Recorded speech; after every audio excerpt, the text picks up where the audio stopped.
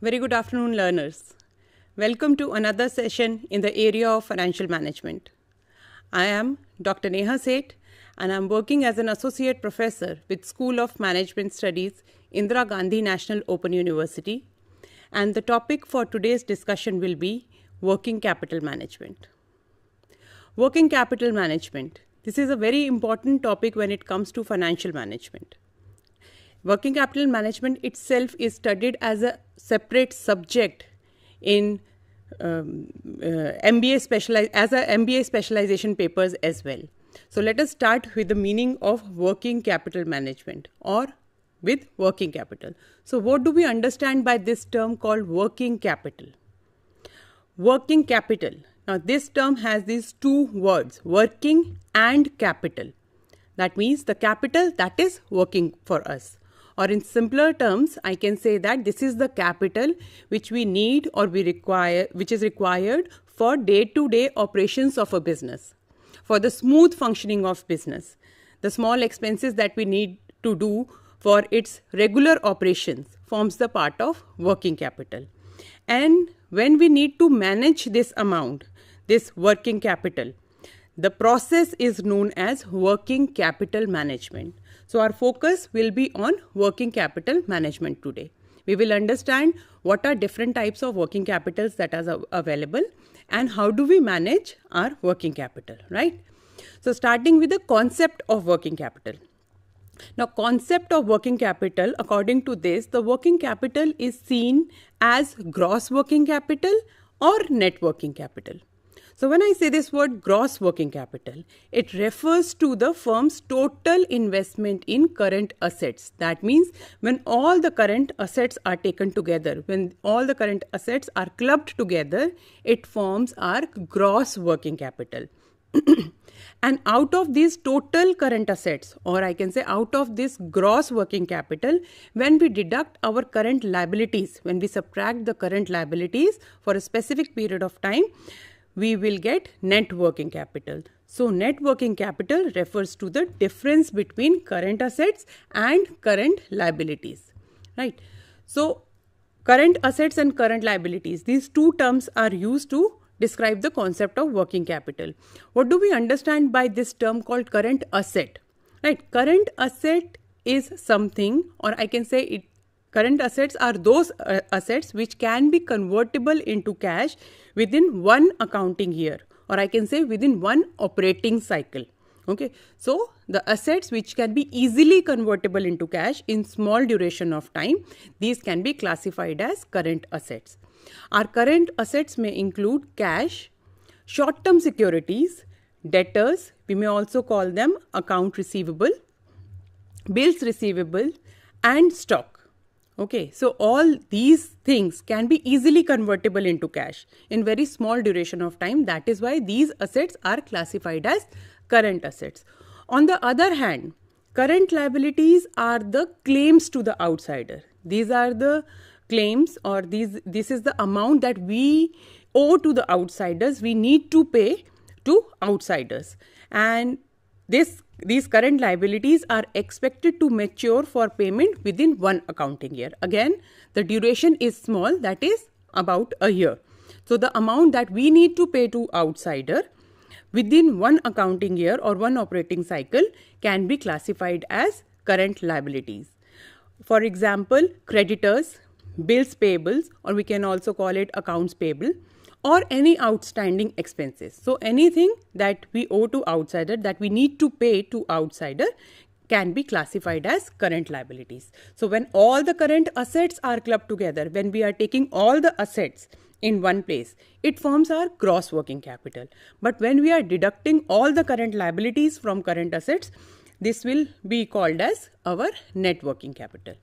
Our net working capital can be positive or it can be negative. Now, when our net working capital can be positive? Our net working capital can be positive when our current assets are more than current liabilities. That means we are having more current assets as compared to current liabilities.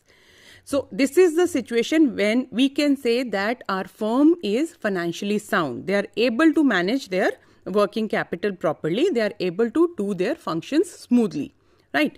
But on the other hand, when our current liabilities are more than current assets. This is absolutely opposite situation of positive net working capital, and this situation may be called as net working capital. And this situation is not appreciated when it comes to functioning of any firm. So it is always advisable to maintain your working capital in such a manner that it reflects the positive situation or the financial situation is sound enough, right? Then the working capital is also classified according to its types.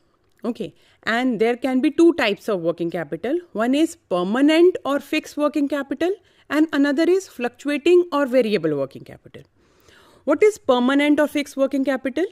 So this is the minimum level of current assets which is continuously required by a firm to carry on its business operations. So for smooth functioning, we generally know when we are doing some business, we know that what kind of expenses or what kind of requirement we have to which is required for our business to run smoothly.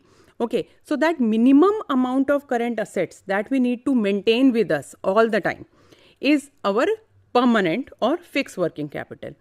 But sometimes what happens, maybe because of some seasonal demand or maybe because of some exigency situation which is not usual but arised, and because of which the demand increased suddenly. So in such situation, we have to start producing more. We have to give more products to the market. In that case, we need some extra current assets to cater such need. So we need extra working capital at that time, right? And this extra working capital, which is needed to support the changing productions and sales activities of the firm. So whenever there is change, sudden change, and to cater those sudden change, when we need that extra working capital is known as fluctuating or variable working capital, right? So these are two types of working capital.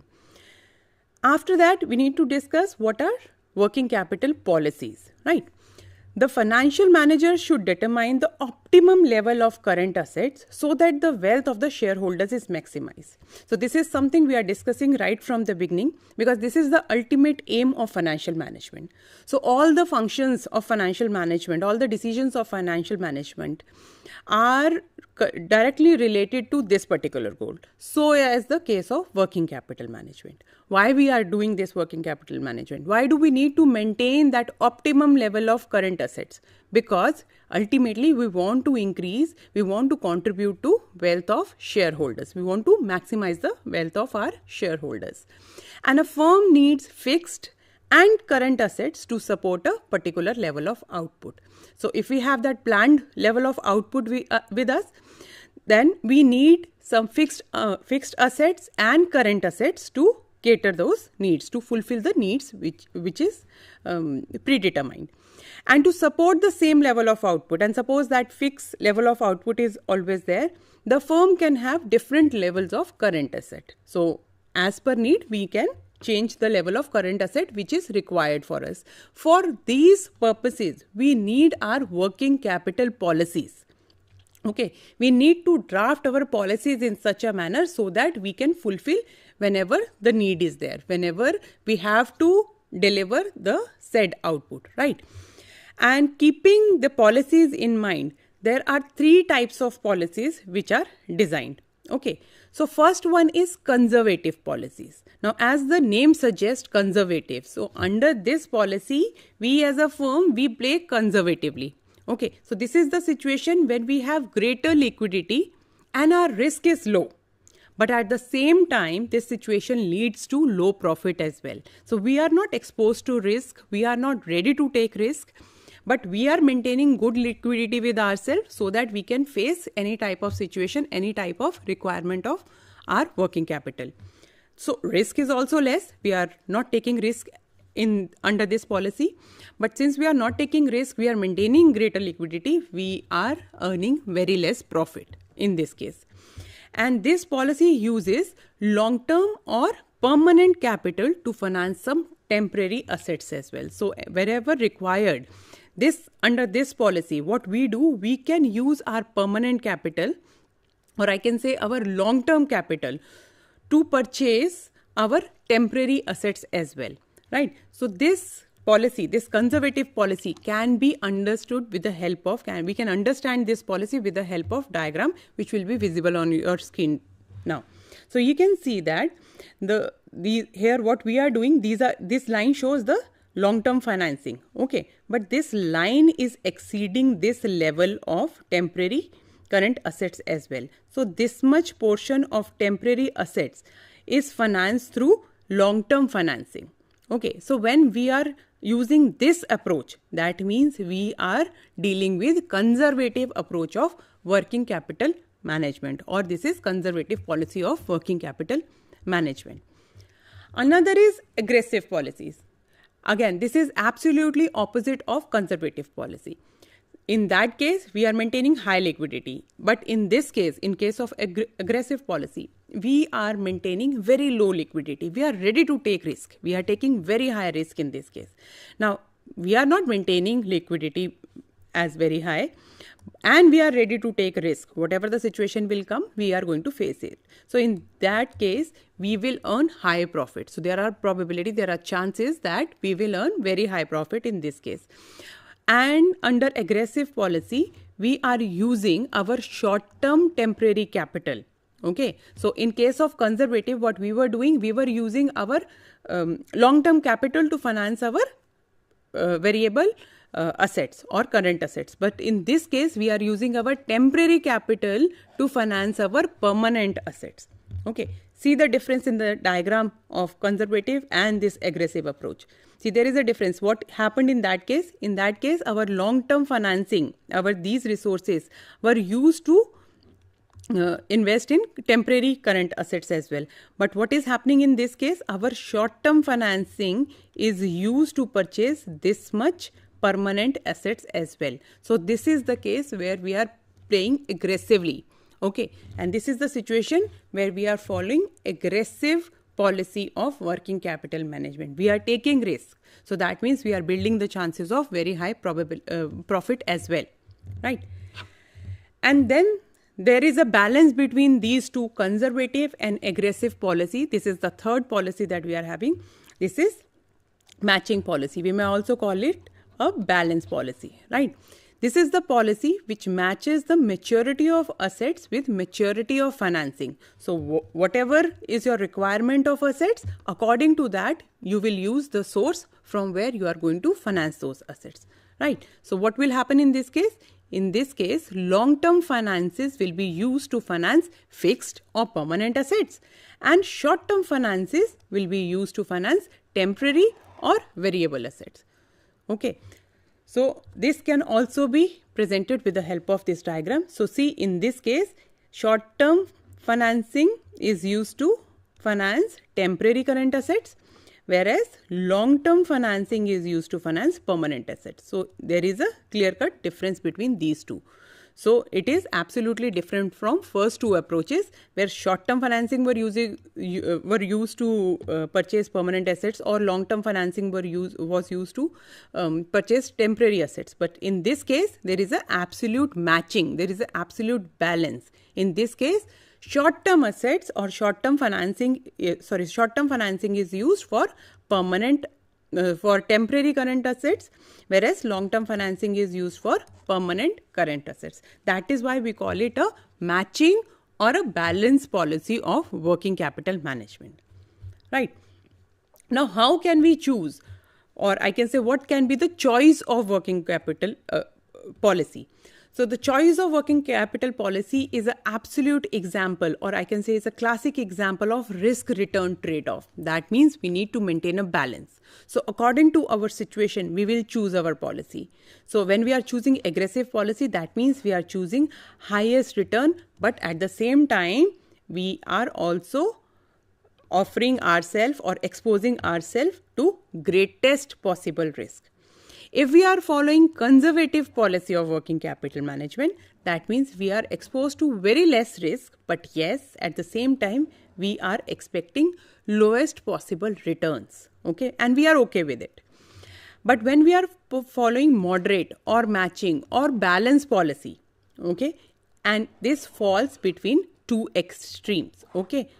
two extremes are aggressive policy and conservative policy. So somewhere in between we have this matching policy, because in this case we are using our short-term assets for variable, short-term financing for variable assets and long-term financing for fixed assets. So this is how we can choose that what kind of policy, according to our situation, we can choose that what kind of working capital policy we can choose, we can follow, so that we can manage our working capital really well.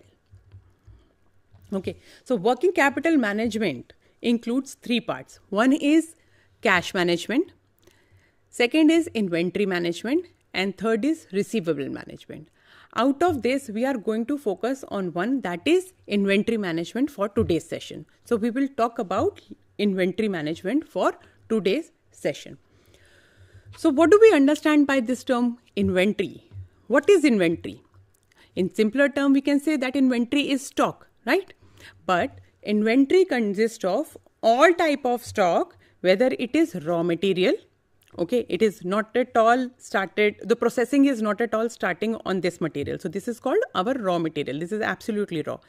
Then working progress as well forms the part of inventory. So half done, half not done. So this is our work in progress.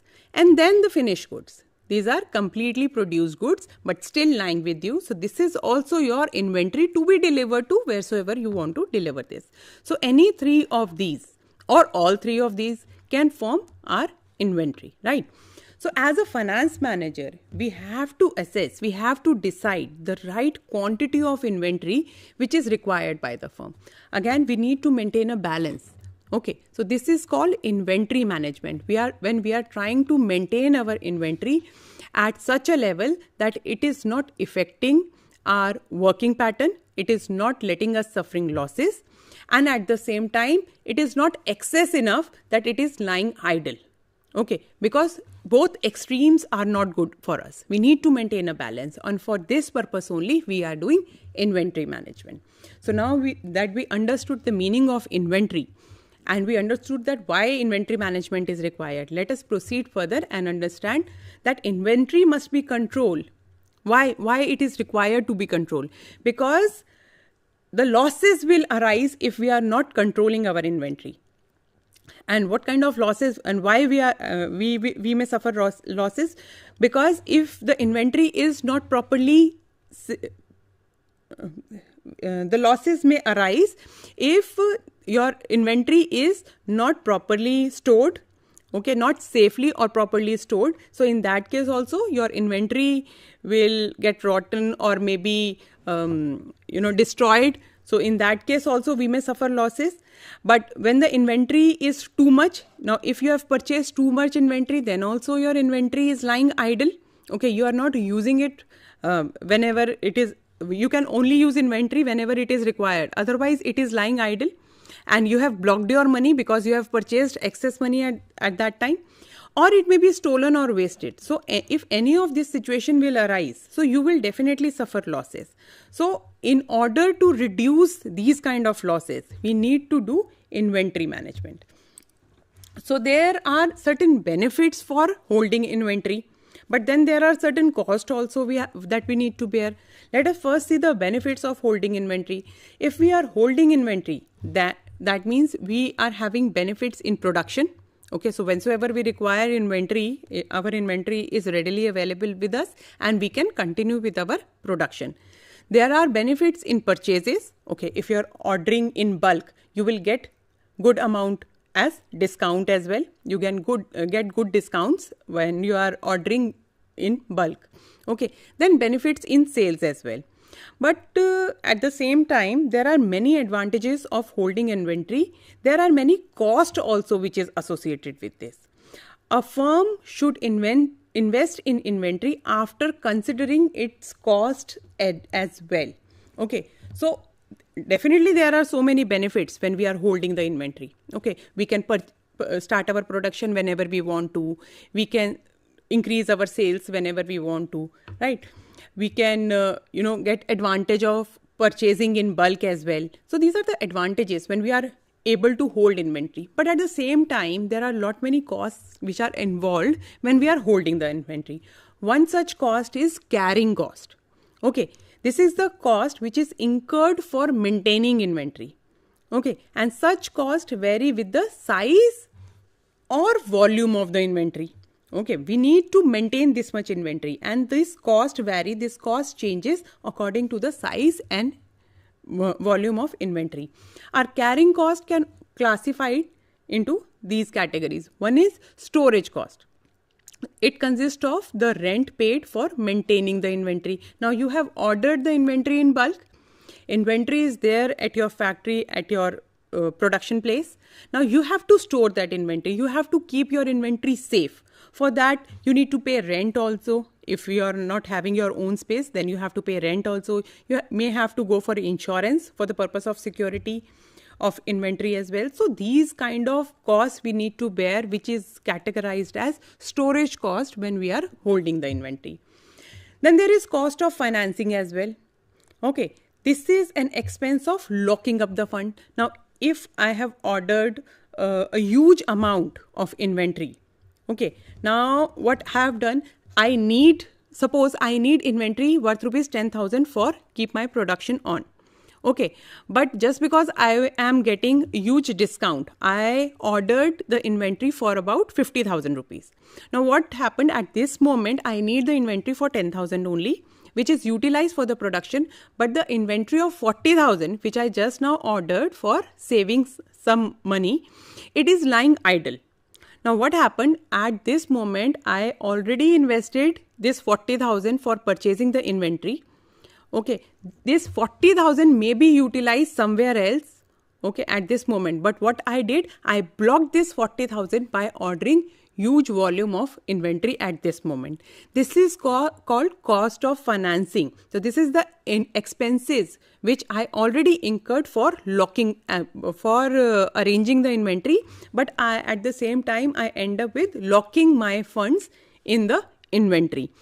And this cost of financing may lead to loss of opportunity cost for investing the fund. So I may use this 40,000 for investing somewhere else at this moment. But what I did, I blocked my 40,000 just for getting the discount for bulk purchasing of the inventory, right? Then there is third type of cost which is also there and may form the part of carrying cost of inventory, that is ordering cost. Now this cost is fixed per order irrespective of order volume. Ordering cost. So this is the cost of per order. So even if you are ordering 100 units, the cost will remain same. If you are ordering 1000 units, the cost will remain same. Okay, so it depends upon number of orders you are placing. Accordingly, this cost will incur.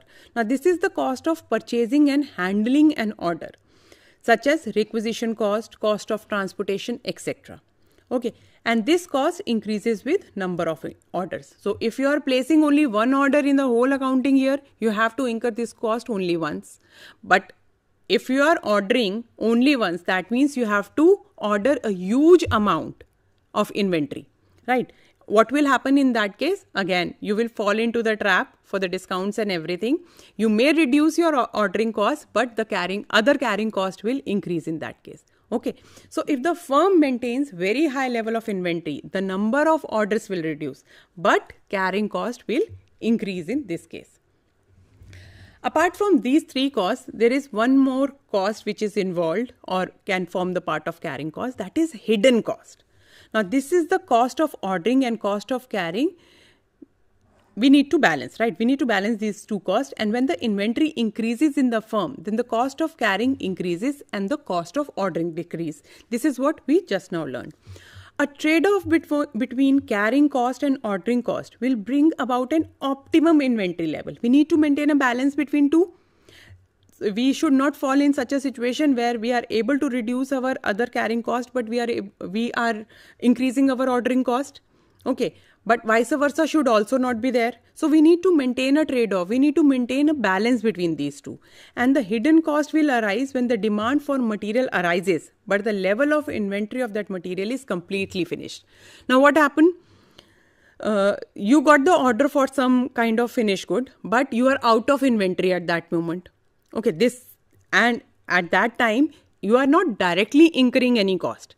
Okay, there is no cost that you are uprightly you are paying any cost at this moment, but you are suffering losses because you are not able to give the finished goods which are demanded from you at this moment. So this is a kind of hidden cost. This is not the direct cost, but this is a hidden cost which otherwise will not be your loss. If you have that inventory, you can produce good amount, you can deliver this amount on time, and you can earn profit. But since you are not able to earn this profit because you are out of stock, okay, this is also become the part of carrying of your inventory, and this is categorized as hidden cost. And this cost which is occurring because you are stock out is called stock out cost. Okay, so this is a kind of hidden cost only. So from the diagram which is visible on your screen, we can understand that inventory management is again a trade-off where we need to maintain a balance between cost and benefits of carrying inventory, optimum inventory, right? So cost can be carrying cost or cost of not carrying the inventory. Cost of carrying may be your storage cost, your opportunity cost, maintenance cost, administration cost, cost of finance. So any of these costs will form the part of cost of carrying inventory. But your ordering cost, work stoppage, your work stopped because you are out of inventory. Okay, loss of reputation, loss in sales, opportunity cost or hidden cost. So any of these costs, this is occurring because you are not carrying inventory. Okay, these both will form the cost. And what are the benefits of carrying inventory? What are the benefits of having inventory? You can get benefit in production, purchase and sales. And when we are able to maintain the balance between these two, cost and benefits, and when this is called trade-off. And when we are able to do this trade-off, we are able to maintain optimum level of inventory. And this is called inventory management, right? Again, there are different techniques of inventory management as well. The financial manager achieves this task by following any of these techniques. There are three techniques called ABC, first called ABC analysis. Then we have economic order quantity. We have reorder level or minimum level stock as well. Out of these, the most popular one is economic order quantity. Okay, this is very commonly used method of inventory management. What is economic order quantity? See, economic order quantity, as the name suggests, this is that level of quantity order which is economic to us. Okay, this is that level of quantity order at which we are able to maintain a balance between cost and benefits. We are able to do the trade-off.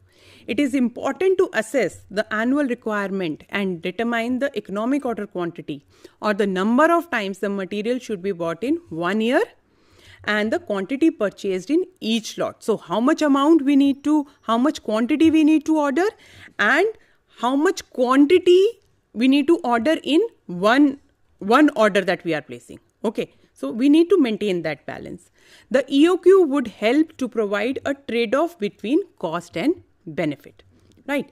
It identifies the level of inventory which minimizes the total inventory. So the minimum level of total cost is considered to be economic order quantity, right? This diagrams clearly shows that what is economic order quantity. This is the cost, this is the size of order, and carrying cost and cost of order is here. So the level at which we are able to reduce the minimum, we are able to reduce the cost, okay, or the level at which we are able to maintain our inventory at the lowest possible cost is our EOQ, economic order quantity. An economic order quantity can be calculated with the help of this formula, that is 2UO under root upon C and under root of this value, where U stands for quantity of units purchased, O for cost of placing an order, C is cost of carrying one unit. So we may use this formula to calculate our economic order quantity. So this is all from my side about working capital management and inventory management for the day. See you very soon. Till then, happy learning.